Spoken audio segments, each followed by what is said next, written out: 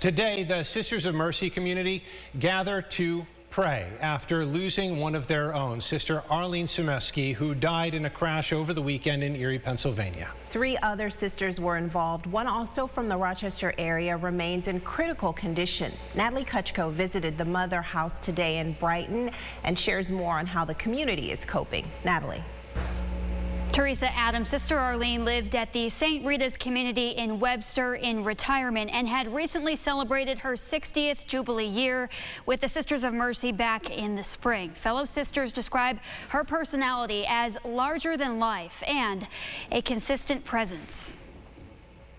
Positive and generous, just some of the words used to describe Sister Arlene Semesky, who died in an Erie, Pennsylvania crash on Sunday. A bulletin board at the Sisters of Mercy Mother House has filled with condolences and memories to honor Sister Arlene and commemorate her legacy. She was our 60-year jubilarian, and she just beamed, sharing her gifts of being a seamstress, a baker. She used to bring her homemade cinnamon rolls to the coffee hour with our infirm sisters each week. Just always around and laughing. You know, a very joyful presence in the house. Sister Arlene was joined by 3 other sisters, 2 of them from the Rochester area, on a retreat in Erie. The group was on their way to a mass where one of the surviving victims would prepare for her final vows. A shock. That's a good word.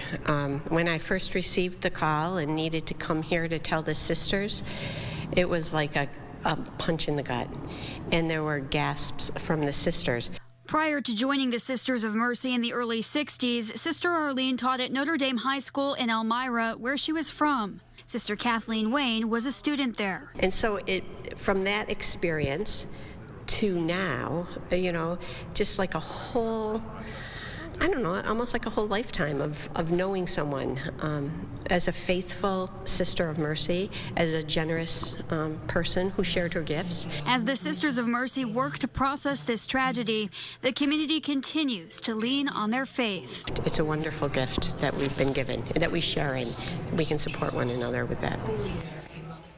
Now, of the other 2 victims involved in this crash, one is said to be making progress in the ICU in Erie, and the 4th expected to be discharged from that hospital soon. In the studio, Natalie Kutchko, News 8. Natalie, thank you.